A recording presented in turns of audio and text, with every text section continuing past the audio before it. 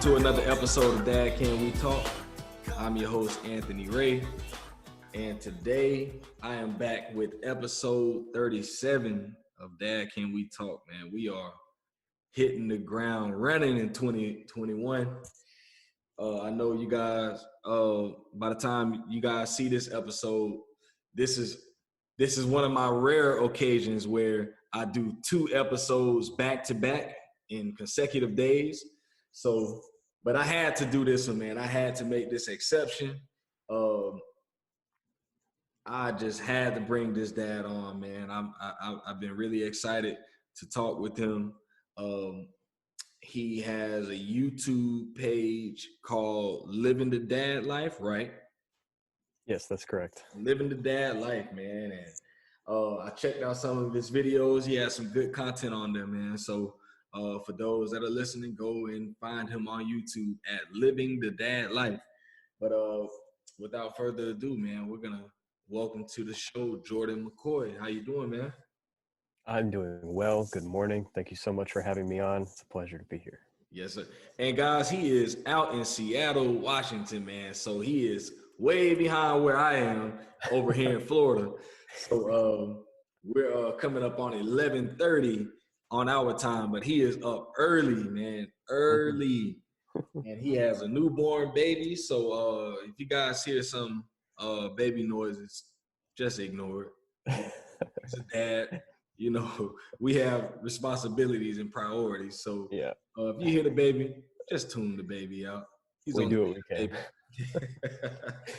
But yeah, man. So my first question I always like to ask everyone on the show is, what was your relationship like with your dad? I want you to talk about that experience. Oh, man. So my relationship with my dad has been a roller coaster over the years. When I was about 11, him and my mom got divorced and we moved from New York to North Carolina. And kind of like middle school, my life was turned upside down, which a lot of other people go through. I took it a little hard. I started transitioning into the rebellious teenager phase, and didn't get along with him too well and didn't get along with my mother as well. I just kind of blamed everyone. But for about 10 years or so, it was uncomfortable at some times, good at other times around him. But recently, since I had my son, it's been 100% positive, and it's been really nice getting to reconnect with my father while getting to know and connecting with my son at the same time. So I think it's making me a better dad, building that relationship back up. So it's pretty cool. We do some videos together now. We're bonding over food and just kind of finding things to bond over and getting to know each other as adults, which is really cool. Yeah, man. I seen him on some of your videos and I was like, man, that's so cool, man. Because like you say, I think it's important, at times, a lot of people do have those rocky relationships with parents. I'm another one that's, in the rebuilding phase with my dad. So it's encouraging to see, someone else who is going through that same process and making, taking the necessary steps, because I don't think we don't have to regain all of that ground in one day. Yeah. And that's one thing that I always tell people, just take small steps, like you say, you bonding over food. Cool. That's something we have in common, man. Let's do that. Yeah, 100%. It's nice. It's, yeah, like you said, it's not repairable in one day, but it's definitely is repairable most times. And if you it just takes that first step and the will to make it happen, and it kind of just goes from there, I guess. Definitely, man. And see, you're in the beginning of your fatherhood journey. So how old is your son? How many months? He's 3 months tomorrow. 3 months. Okay, so you're 3 months in, man. How's it been this far in the 3 months? It's been good, really good. Really hard. Yeah. But it's not a challenge that I wasn't gonna take full on and succeed. I see problems or hurdles, and I get ready for them and tackle them the best I can. And we've done our due diligence, research, and raising this kid so far has been hard, but something we can handle. And my wife and I, we're a team approaching it, and we're moving into teething now, and Oh yeah. that's 4 month sleep regression. So just last week we were like sleeping 10 hours, and now we're every 2 hours again. So it's like you just take it as it comes, but we're really enjoying being parents for sure. Oh yeah, man. That is the one thing I do not miss whatsoever, man. That part where you, I talked about a little earlier before we came on, man. That unpredictability, just not knowing if you're gonna get a full night's sleep. Some nights you might sleep all the way through the night, and then it always seems to be, those nights when you're really tired and you really need to sleep, that the Yeah. baby doesn't sleep. Yeah, when you have an 8 o'clock Zoom meeting, yeah. Yeah, man. So I'm interested, man. So how have, like, in those times when, say, the baby is up 2 o'clock in the morning, 3 o'clock in the morning, what do you do? Like, how do you and your wife balance it? Is it, your night, then her night, or Mm. how do you guys deal with that? We come at it as a team. Sometimes if we're traveling, like we go back to North Carolina, we both get up. Like I'll do the diapers, she'll do the feed, or vice versa. Here at home, while we're trying to build our routine, she starts working at 4 a.m. So we're training him to that schedule. Mhm. She takes the first time he gets up after we go to bed, and then I get him the second time, bring him out to the couch, and we kind of just have like a camping sleepover so she can sleep Yeah. um, in the room. So she starts with a nap, ends with sleep, and then it's vice versa with me. It's been working for us so far, but once she goes back to work in a couple weeks, I'll be interested to see what it's like. And I'm cool getting up, honestly. I'm a heavy sleeper, so he's really got to want to get up for me to Yeah. wake up, which I think will change once she's not here anymore. I'll become more alert, but um, we're doing it pretty good. We're both okay getting up. Yes, sir. So, what was your first thought when you first found out that you were about to be a father? Um, I was ecstatic. I was Yeah. more than excited. We actually, going into our history a little bit, we were pregnant last year and lost our child. Wow. So that was super hard on us, and just this whole time, that cloud over the experience has affected our mindset, as you can imagine. And Oh yeah. but just looking forward to the future, but cautiously optimistic. So it was a unique finding out that I'm going to be a father this round. I was very Wow. happy, but it was like I couldn't get my hopes up. Yeah. Uh, Not to bring down the vibe or anything, but Oh yeah. it's it's it really affects you and stays with you when something like that happens.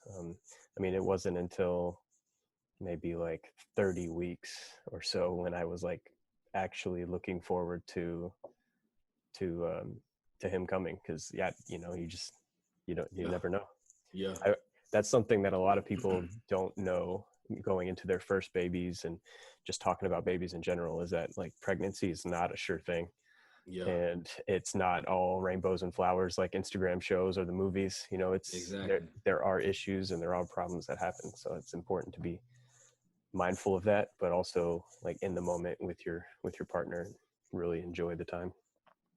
Yeah, man, and I'm glad you talked about that, because I think that's something that a lot of people don't, like you say, we don't talk about it, or we just kind of gloss over it, and like I know a few people that lost children, and man, that's something that my heart always goes out to them, because I have one friend, him and his wife have been trying for like 5 or 6 years, man, and Wow. I think they've lost a couple, and just always trying to encourage him, letting them know, hey, in due time, it's not too much we can do about it. All you can do is continue to try, and just kind of be there for him, man, to keep him encouraged, because I know it's a hard thing. Mm. I couldn't even begin to imagine how that would be. to lose a child. And then I had another friend that him and his wife lost their last one. They already have two sons, two older sons, and they lost one probably about 3 or 4 years ago. And it's just one of those things that, like you say, people really don't talk about that. And, you know, just when it comes to pregnancy, there's so much you have to be ready for, because pregnancy was scary for me, man. You know, every time, I don't know, I was just scared. You know, I think, well, the first pregnancy was, I think, really smooth for us, my first daughter. And then the second one when my wife was pregnant with my son, after she had him, he had complications when he came out. He had the cord wrapped around his neck. Oh, wow. And so his face was kind of blue, and I was like, man, it was scary, man. And then she lost a lot of blood after the pregnancy, and I was just worried about my wife. After that, I was like, man, I don't know about children, man.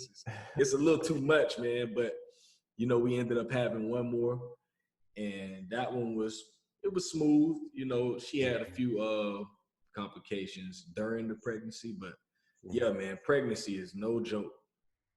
I think this whole experience, like, if you think you're a man before and you get through a pregnancy and birth experience like this, that makes you a man. I think it really creates some resolve in you. We had a similar during the birth complications. He wasn't tolerating the contractions very well. She was in labor for 29 hours. Wow. We were doing an induction, but he wasn't tolerating it towards the end, so they took him in for a C-section.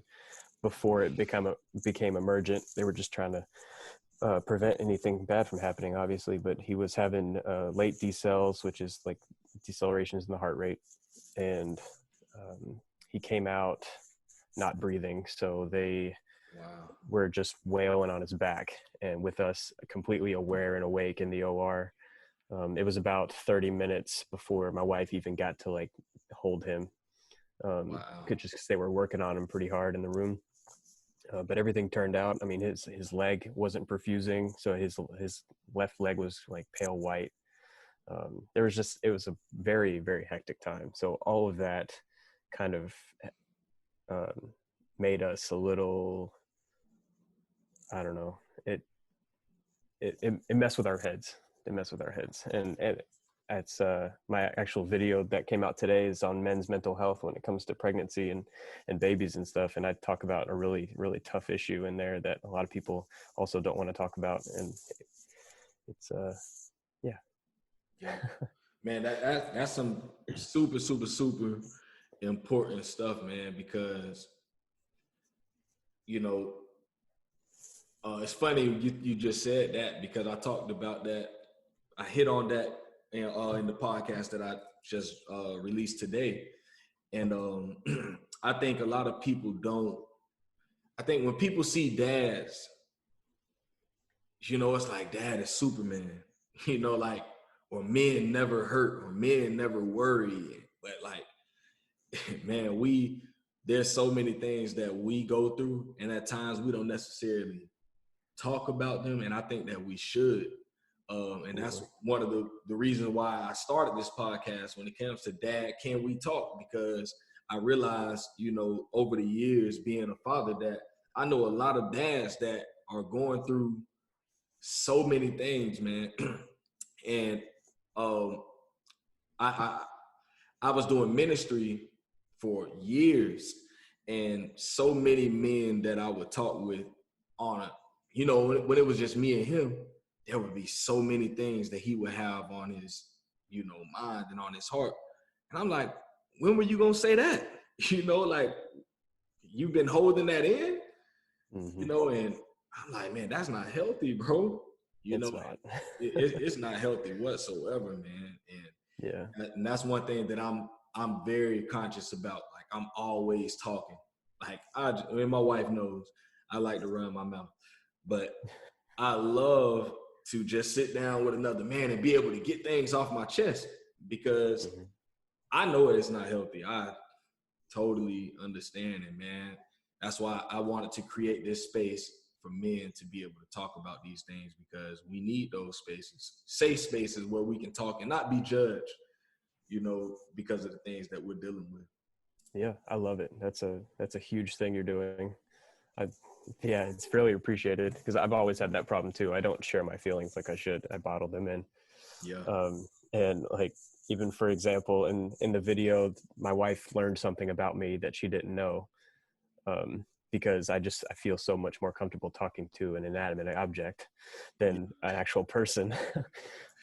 So I've found, I started the channel for similar reasons, just there wasn't much support for pregnancies for dads, and I wanted to make it easier for the next guy coming up behind me. But it turned into like a vice for me. It turned into like a diary of sorts of just talking to the camera, and it's been really healthy for me, I think. Really, like mind dumping my insane thoughts. Yeah. Man, I wanted to ask you, I seen that, so you guys kind of chronicled the pregnancy. How was that? How was that experience? What do you mean? On your page, I think I seen you made a video where it was kind of like you guys were kind of going through the pregnancy. I guess you kind of followed, you made a few videos, I think, about her while she was pregnant. Okay. Yeah, so I did like a what to expect kind of anatomy scan and whatnot video. I did one on like how to get debt free before the baby arrives. That was a big issue for us. We wanted to do that. But just the pregnancy in general here in Seattle was okay for her. It was hard for me. I wasn't able to join her for a lot of the appointments because of the shutdown, obviously. Yeah. And this was like ground zero for COVID for a long time. So the medical community was pretty much like not letting anyone in. Even when the whole thing started, they weren't allowing dads to be present for the birth. Wow. So you can imagine how traumatic that would be for the mom. But yeah, we just kind of got through it. I guess with our history, it was really important for me to be there for her and support her. And there was a couple of times where security was about to get called because I wasn't going to leave. And you know how it is, man. You just that instinct comes over, and it's just like you want to protect and make sure that she's okay. And pregnancy during COVID is no joke, and if we ever have another one, I'm looking forward to seeing the differences, because this one was gnarly for sure. Yeah, man, I didn't even think about that aspect of it. That's I had a cousin that just had a child last year, and she was telling me about the experiences, and I'm like, what? The dad can't come? What kind of crap is that? I was blown away, man, because it's totally different from the things that she was telling me. I'm like, man, I that stuff was foreign to me. I was everywhere, all throughout the hospital, man. So that's weird. Yeah, I think we found out we were pregnant pretty early, like 6 or 7 weeks, and then we confirmed that at 9. So from that 9 week appointment to about 34 weeks, I was in the waiting room. Wow. Yeah. So there was a couple videos that came out in between there of like when the wildfires were around. Seattle was like engulfed in this thick smoke, and we were having to do appointments during that, and it's just a wild time. Yeah.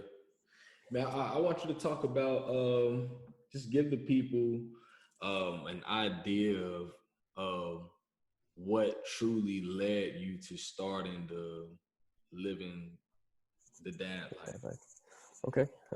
So we were just watching YouTube, trying to find like the equivalent of a Lamaze class, because those were shut down as well. We couldn't. Wow. There was no baby prep. And we were coming across all these mommy channels, sharing what you need in your diaper bag and how to change a diaper and stuff like that. And I kind of like looked at my wife and halfway jokingly said, you should start a YouTube channel, and her response was, the market, you can call it the market, is so mommy saturated, there's so many mommy channels on YouTube, and it's hard to get any traction unless you're already like a notable name, you know. So Mm-hmm. she jokingly said I should do it, and because there's only like a few really credible dad channels out there, Mm-hmm. and she didn't know what she was getting into when she told me to do that. Because when I hear like a challenge or something like that, I completely immerse myself in it. And it's so I came up with this idea. I was like, I kind of came up with like the most generic name ever, I guess, but it wasn't taken already. So I just started thinking of ideas and like what I wanted it to be. I've always liked making videos. I've always had like this creative bug and needed a medium to outlet that, whether it be drawing or music. And yeah, so I was like, okay, every obstacle or challenge that I come across raising Henry, um, I'll I'll make a video about it, so the next guy doesn't have to, you know. Yeah. I think I would have loved to have had that, like just some get ready for this, and you should do this when this happens, and so that's what I've been doing. I guess like anytime I have to look up how to do something, I jot it down and I'll make a video about it, and then I incorporate that into like a fun vlog style Seattle tour video, I guess. I don't know, just different cool shots and whatever, just let my creativity go. But I think the feedback from it so far um, has been really fulfilling for me. It's helping out a few guys. I talked to a guy yesterday that needed a refresher on how to swaddle, and I did a Yeah. swaddle video, and I seen that one. Yeah. so just things like that. Like I'm getting really positive feedback from it, and it seems like it's really helping. And like I said, it's helping me at the same time. You know, it's like kind of like a double meaning for me right now. Oh yeah, man. That's something that's so needed, man. Because I always thought, maybe there should be like a boot camp or something for dads. You Yeah, know, you could, it's a good because idea. it's when you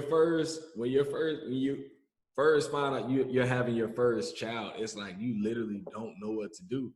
Everything is really catered toward the moms to know what to do, and dad is just in the shadows, like, oh, what Yeah, what do I do next, yeah, man? yeah.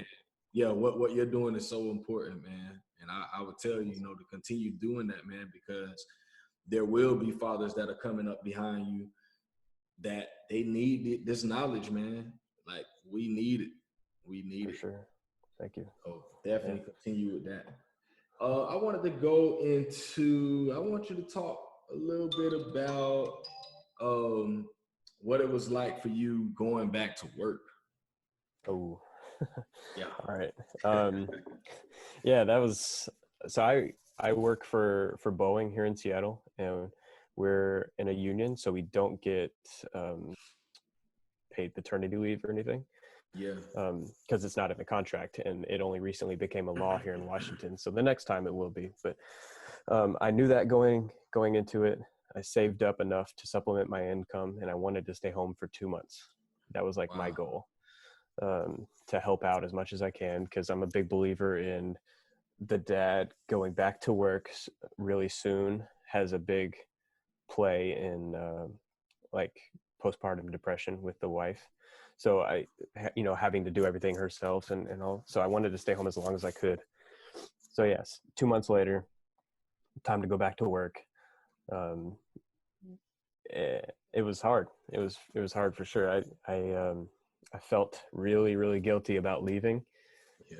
And at the same time, I felt really, really guilty about how much I wanted to leave, if that Mm-hmm. makes sense. I and that put me into like a little funk for about a week, and I didn't feel like myself. I had to really figure some stuff out. But I'm a man that needs routine. I need to be productive, and that's my outward love language, is providing. So I need to be out and working and making sure they're okay. But it was hard. It was hard. Yeah. It was easy to get back into working and that the various skills and remembering how to do things and stuff. But just my mind was at home, obviously. Yeah. And now with the Max flying again, it was super important for me to be present. Yeah. And yeah, it was an internal struggle. And for about like 2 weeks, I was not myself. But now I'm getting into our own routine. It's good now. Oh yeah. Oh yeah, man. That is definitely something that is not easy, man. Me, I think I got about 3 days off work, man. Oh my God. Yeah, I can't imagine. I cannot imagine that. Oh my God, man. I think it was, I think I got 3 days for my first two children. And then like I snuck in about 4 or 5 days for my last. But yeah, it was difficult, man. Yeah, how was that like on your wife? Have you gotten her perspective? It was hard, man. It was hard. It was it was hard. Good thing is when I came home, when I would come home, I would, make sure I was in it. Mhm. Once I'm home, I'm whatever I gotta do, feed the baby, stay up with the baby at night, whatever I had to do. Mhm. And then just being just being a young father at the time, um, I don't think I was really conscious about her health, Mhm. so it was like, oh well, I'm out working all day. I come home and I do these certain things, but it was, I was like, I mean, you're home. Like you have the time to do these things, especially when Yeah. it came to her having the second, my second child. It was like, man, I'm at work all day. Um, I'm doing this, I'm doing that, I'm running errands, I'm here. Like I need for you to do certain things when like you have all day at home. And it took for her to just tell me one day straight up, she was just like, I don't think you understand. You look Yeah. at it like I'm home all day, but that's the problem. I'm home all day and Mhm. I don't have an actual human, like that could talk back to me all day and I'm just home with the baby. And she's like, mentally that stuff is hard on me. And at first I was like, oh, whatever, you know. But as I've grown, I'm like, yeah, she's right. Yeah. And then I had a friend, this guy I know, he actually stayed home. He actually left his job and let his wife work.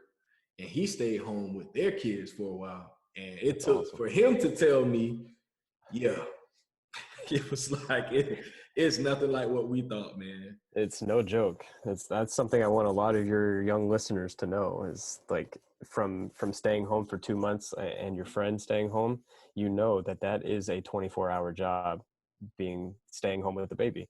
Even Mhm. though you get to leave and work, you're Yeah, not the only one working.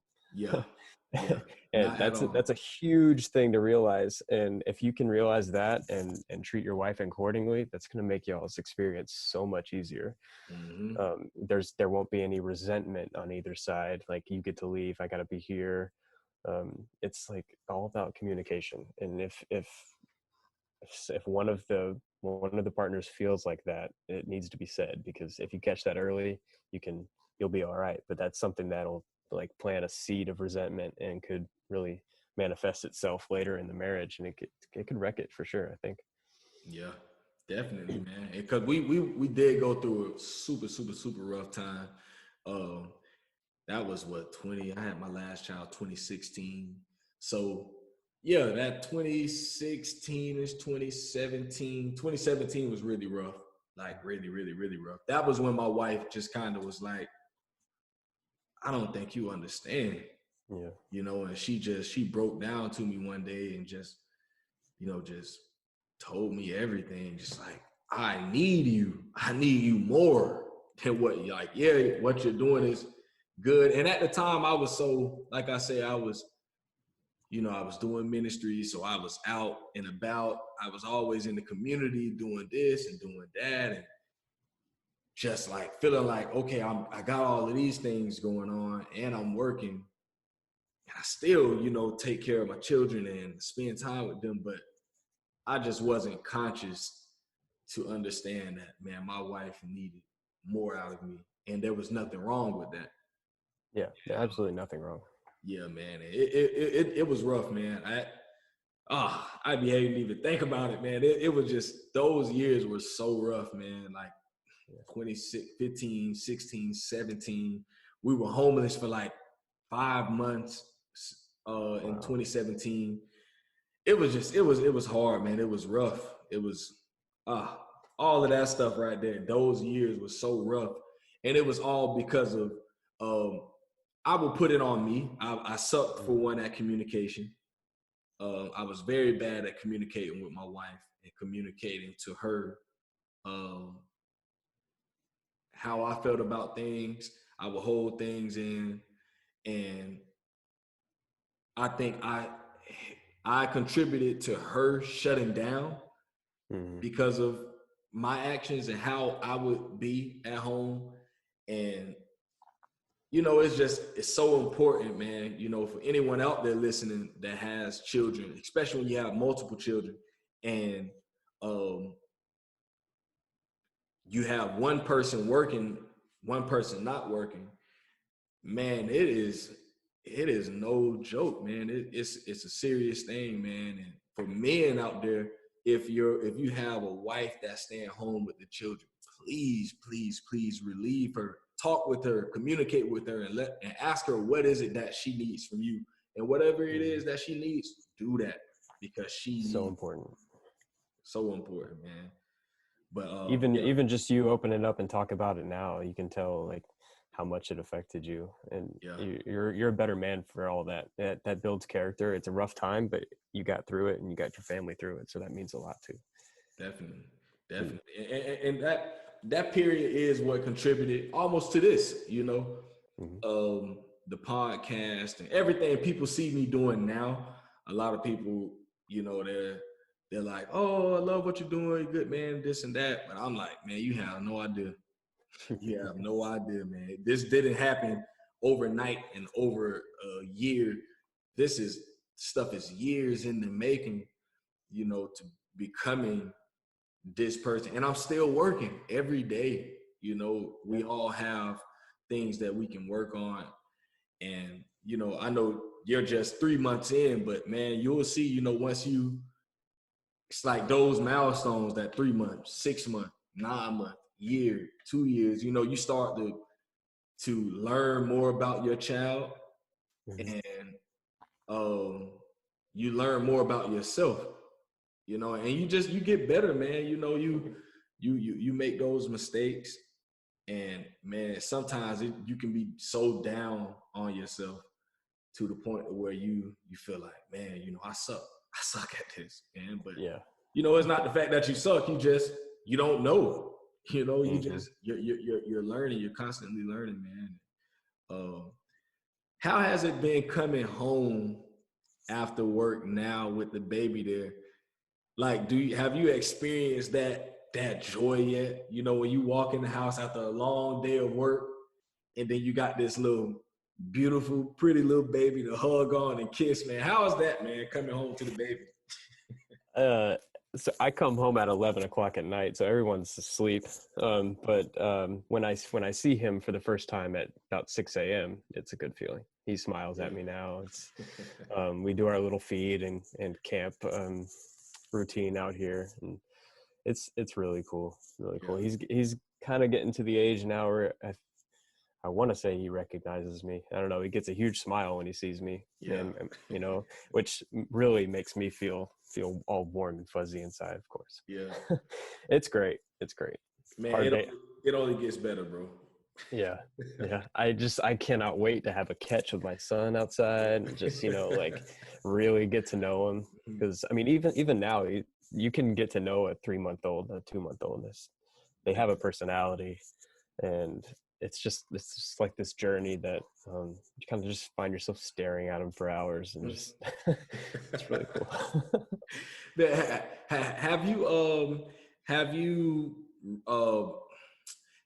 Are you able to recognize the different cries yet? Yeah, there's 4 different cries. Yeah, yeah, And yeah, I know for sure 2 of them. yeah, The other 2 he's got a little accent on, and I haven't been able to pick him up yet. But yeah, I know when he needs to burp and when he's hungry for sure. yeah. And Oh yeah, then the others is just uncomfortable and needs to sleep. yeah. But I didn't make it, but there's a good YouTube video out there where they teach you the different um, signals and cues, it's called, and that really helps out. I watched that, and if you can just kind of like settle the room a little bit, settle yourself, and pay attention to what sound he's making, you can save a lot of time by not having to go through the whole list of things that could be wrong with them and just tackle that one. So I Yeah. would give that to anybody listening. Some advice is look up those cues. Oh yeah, And, man. Those things right there are lifesavers. for sure. Real deal lifesavers, man. You know, and I don't think I learned that until my second child. I think once the second one came, I was like, okay, this again. All right, I understand. You know, need a diaper change. You're hungry. You know, and just knowing that made everything that much easier. You know, because it could be like nerve wracking when the baby is crying and you don't know how to make them stop. You know, you're trying this and you're trying that and it's not working. Man, there was times, man, I would panic and I would call my mom. I would call my mom. Oh man, And I would call my mom like, I don't know, man. I'm about to take her to the hospital. She's like, the hospital? What's going on? Yeah, man. Yeah, knowing those cues are definitely some of the most important things for any new fathers out there listening. Please learn those cues, man. You'll save yourself a lot of panic. Yeah, it'll help out, but then there's going to be that time where it's all 4 at once, and Yeah. it's really overwhelming, and everyone has that tendency to snap eventually. And I uh, encourage everyone to be mindful of how hard their hold, how your grip pressure. Mm-hmm. Um, you know, put the baby down, go walk into another room, take a breather. It helps a lot. There's a couple times where he has this tone that rattles my brain, and you get into that mode, and it's important just to set him down and just go clear your head, come up with a game plan in the other Yeah. room, and then tackle that. And usually that helps 100% of the time. Yeah. When you get so worked up, even like when I'm in maintenance and you're trying to make something work, you're trying to fix this thing and you just can't do it, walking away and resetting yourself will help for sure. Definitely. Almost Good always. tips, man. Good tips. For all the new dads out there listening, take heed. Good tip right there. Can you give some tips on how to know when your baby is overstimulated or overtired? Ooh. Yeah, it's hard. Yeah, it's tricky. So babies need routine. Mm-hmm. That's a given. And when you throw a bunch of family members into the mix, like say during the holidays, it gets overwhelming for us, even, and you can imagine it's just amplified for the baby because they're all the senses, all the sounds, and their cry will actually change intensity and pitch. So if you know your baby's cry and what it sounds like, it'll sound like another kid when he starts crying. It'll be really high, and that's probably that tone that I'm talking about. That gets the brain. It's something you haven't heard, and it kind of shocks you a little. They can fall asleep while feeding. Like even if they're not tired, they kind of just like shut down, I guess. And then at that point, they need to just be put in another room, like a quiet room, and let them figure it out. It's like a reset for them as well. Those are the 2 major signs that I can think of offhand. And just pay attention to what they're doing. I think if they're kind of looking around all the time, and you can tell when a baby's overwhelmed. It's an instinct thing. If you don't hear any of those 2 like the cry change or something, just look at him, just pay attention when there's a lot of people around. If he's getting passed around from person to person, Yeah. that's a huge cause of it. So if you can, like early on, if you could just kind of minimize the passing around and the like getting in their face and all that, you know, they're still getting used to this life, so it's good to let them just ease into it. Oh yeah, definitely. Good tips, man. Good tips. Another one, guys. Listen, follow follow these tips. Please do. I want to get into how do you balance your time between family and work and everything else? um it's it's hard. So I get up, I spend time with the kid, spend time with my wife, work, make videos, and then gotta find time to sleep. Usually it's the sleep that is sacrificed. Yeah. I've learned to function on about 4 or 5 hours, which is even a lot for some people, you know. Yeah. I feel like I'm balancing it well. There was a period of time in the first month that I hadn't, like, I get like vlog anxiety, where if I don't have it ready by the day, you know, it's like you really got to hurry up and do it. And I kind of broke down a little bit. I was like, I feel really inadequate, and I almost quit the thing because I was like, I felt like my real responsibility was suffering. Yeah. But I just worked harder and and got it all done. Yeah, it's a fine balance, but it's all about time management. If you can just plan your time, utilize all the time in the day, sacrifice a little sleep if you need to, you'll Oh get yeah. through. You'll get through it. It's something that can overwhelm you with work and the baby and not having anything extra. But you add those extra things, and you just got to remember they are extra things, and then focus on what is actually important. Oh yeah, definitely, man. Definitely. Uh, and I would add to that, you know, just like I like how you say that knowing those things are extra. You know, that was something that I had a hard time with at first, Mm-hmm. you know, feeling like I just had to do certain things, but I didn't, you know, and until I got my priorities straight, just knowing that my wife, my children, my home, this is my priority. These are the things that I have to do. Everything else outside of this, even work, you know, I'm not even going to put work ahead of that stuff. Work has to understand, like, man, I have these children and I have a family. I am committed to this first, and then I'll be committed to this. If I can't be committed to my family and my wife and my children, you shouldn't even want me to be at your job, you know, because I'm not fit, you know. So just knowing those priorities, man, just some things can wait. Some things don't have to be done right then. You know, some things don't have to be done at all. Yep. You know. Yeah. At the end of the day, this as effective and helpful as it is, like the channel and the podcast and all that, it's a hobby for us at the end of the Yeah. day, and it's an outlet for us. But you're right. And even work comes second to family. Definitely. It's important to Definitely. keep in mind.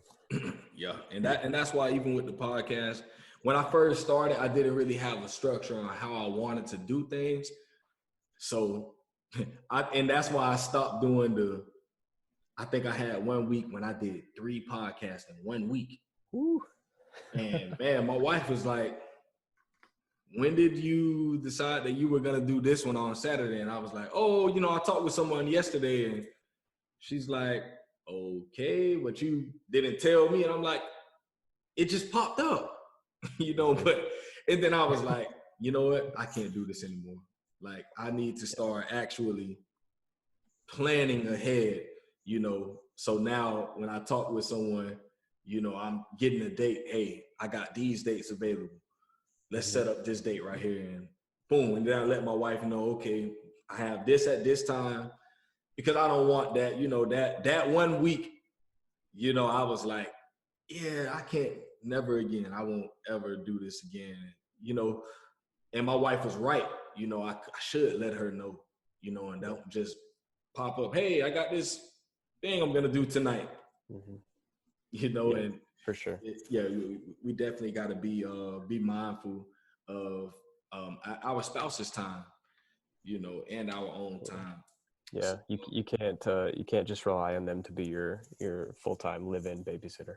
yeah, exactly. There's a couple of times where my wife has mentioned that name, and it makes me think, like, step back and change what you're doing, because yeah, um, I've had a couple moments like that as well. Yeah. But if you step back, and actually the quality of your podcast will go up if you do more planning ahead of time, and less like on the spot freestyle Yeah. stuff. Yeah. So quality over quantity, I've always said. So at the end of Yeah. the day, it helps you too. It helps everyone if you Yeah. just And that's so true, man, because since I started doing that, man, I have so much more. I know I only do one a week. I do one podcast a week. So I know it's usually going to be a Saturday or a Sunday. And so all week I have time to actually plan for this one podcast, and that's it. And then, still have time for school because I'm in school, and then Nice. got time for work, go to work, and then I can still spend time with my kids, make time for my wife, and just balance everything. Everything has its time. And I would say I've done pretty well with that in the last 6 months, I would say. But there's still room for improvement and getting better. But yeah, that time balance is something else, man. Mm-hmm. But I want to ask you about this. How long have you and your wife been married? Ooh, we have been married for 4 years this last October. Okay. And we've been together for almost 10 years. Wow. Yeah. We're starting to have like a story. It's pretty cool. Yeah. Yeah, man. So how's that been so far, man? 10 years in, how's all Been of that good. been? Been really good. We've had our moments, had our obstacles. But now, and especially now, I think we've never been more of a team than we are now. And that's really important, because it manifested when it was needed the most, right? Yeah. It's hard to tackle raising a kid alone, Yeah. or with like a half-assed parent. So it's Yeah. we're there, and yeah, we've grown. Our character development story is huge. When we met, we were both working for Delta Airlines in Raleigh, North Carolina. And I walked upstairs. I was on the ramp stacking bags and stuff, and she was the gate agent. And I walked upstairs into the airport, and I saw this like blue-eyed, gorgeous gate agent, and had to go talk to her. And we started talking and getting together for a little bit. Finally started dating. And I had a lot of growing up to do, and anybody that listens to this and knows me personally is laughing right now, because Jessica's the reason I am the man I am today. Yeah. I was a little shithead, excuse my language, but It's all good.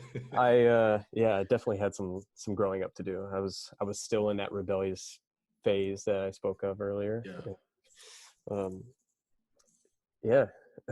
She brought me out of a serious funk, and it was time to grow up anyways. But and from then on, just kind of worked on myself every day, worked on our relationship, and we had the opportunity to kind of like travel the world and see a bunch of different places, which was really cool for our relationship. We both love traveling, and yeah, she's from San Francisco originally, so I always told her that I was going to get her out west again. Yeah. Which I did that. But yeah, we're doing great. We enjoy each other's company. That's good, man. That's always good. I think that having a spouse that you love and enjoy, can spend time with, someone that understands you. I think that makes all the difference in parenting. I would say, man, just knowing that, You know, when you know each other and really care for one another, you know, and it helps when it comes to accountability. You know, there's nothing that my wife can say to me to. There's nothing my wife says to me that I think is with ill intention. Hmm. I know everything she says to me is because she loves me. And my wife is a woman that does not mind telling me about myself. She will tell me very quick. And she is Same. just straightforward and blunt with it. And it might hurt my feelings. I might get upset and all of all of that. But at the end of the day, I always look back and say, you know what? She's right. She's right. And I just got to take that and take what she's saying as not as an attack, but as something that I can grow from, man. And that's one of the most important things to be. Yeah, that's huge for you to be able to like realize that it's not ill intent is huge. Because I mean, we're both hard-headed, stubborn people, and so that also that creates some tension sometimes. But like you said, she calls me out on my crap all the time.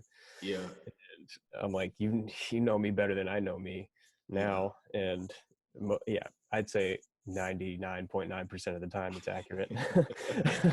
But that doesn't stop me from getting all hot. But at the end of the day, you realize that they love you, you love her, and it's all just building each other up at the end of the day. Definitely, man. Definitely. For all of y'all out there thinking about getting married, man, it's gonna get real. It gets real fast. Yeah, man. I got a couple of more questions, man. I want to ask you this. If you could tell the 18-year-old version of yourself anything, if you could give your 18-year-old self one piece of advice, what would you say to him? One piece of advice. Oh man. Yeah. Just like 20 popped in my head.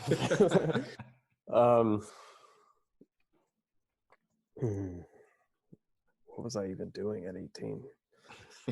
Oh, I'd say get out of the tattoo shop, start saving your money, and get your mechanic's license now.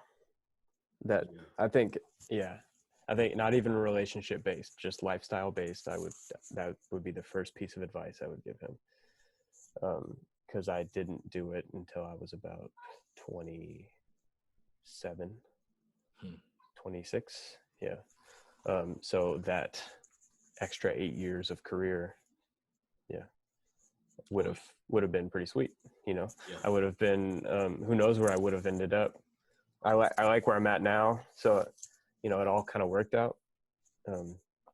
But I would say just take a step back, prepare yourself, and start thinking forward now, because it's really important to be forward thinking, live less in the moment, have a 5 to 10 year plan if you can. So yeah, that would probably be the piece of advice I would give him. Some good advice right there, man. Start. And that's a lot of us, especially, man, you know, I don't know why, man, we wait so long to just jump out there and do what we know we need to do and want to do. I don't know why we do that. It's just an instinct thing. You gotta figure it out yourself, I guess. That's real, man. I got one more, man. All right. If there's anything that you could say to a father listening right now, what would you say to him? Just one piece of advice. Subscribe to Living the Dad Life. No, it's just every day that you wake up a expecting dad or already a father, strive to make yourself better. Don't become complacent. Show up is a huge thing. Got it tattooed on my hand. Show up and be better. Yeah. It's that's like my dad mantra. It's if you can improve yourself every day, you'll be a great dad. Just pay attention to your family and yeah, you'll build a legacy that you'll be proud of. Definitely. Good stuff right there, man. That's good stuff right there. Give the folks places where they can find you on social media. All right. I only have Instagram outside of YouTube. It's Yeah. living the dad life _ Some guy beat me Okay. to the living the dad life. Yeah. And then living the dad life on YouTube. That's all I participate in. I'm pretty active Cool. on there, and y'all should check it out for sure. Subscribe, follow. That sounds good, man. Hey, for all of my listeners out there, man, if y'all are listening to this, go and follow him on YouTube at Living the Dad Life. Find him on Instagram, Living the Dad Life, and don't forget that _. So, yeah, man, you guys make sure you go and follow, go and subscribe. You know, stay tuned, man. Subscribe to Dad Can We Talk. We are on all platforms where you get podcasts. We're on YouTube. I got to start posting more YouTube videos, man. This video right here will definitely be on YouTube. I get kind of lazy when it comes to YouTube, but I definitely need to start posting my videos there. But I do have some on there. You can find us on the website at dadcanwetalk.com. All the episodes are streaming there. You can learn a little bit about why I started this there. And Facebook, Dad Can We Talk. Instagram, Dad Can We Talk. We are on all platforms. And I need to get more active on my Twitter also. I do have a Twitter for Dad Can We Talk. But yeah, man, you guys go and subscribe. I got some more episodes coming up, some really good guys coming up, man. So you guys continue to stay tuned, man. We have 2021 is the year of the dad. Yes, we are busting in 21 hard, man. We're not stopping this year, man. So yeah, man. So I got them coming every week this year, man. That's my plan. I am trying to drop one every week. So you guys continue to stay tuned. Subscribe to all of the social media pages. Follow Dad, Living the Dad Life. And that's it, Jordan, man. I appreciate you, man. I appreciate your time. It was a pleasure talking to you. You're a pretty cool guy. Oh yeah, man. Appreciate it. Same to you, man. Hey, go and love on that baby. Hey, take it easy, my friend. You too. All right, Dad, can we talk? We're out.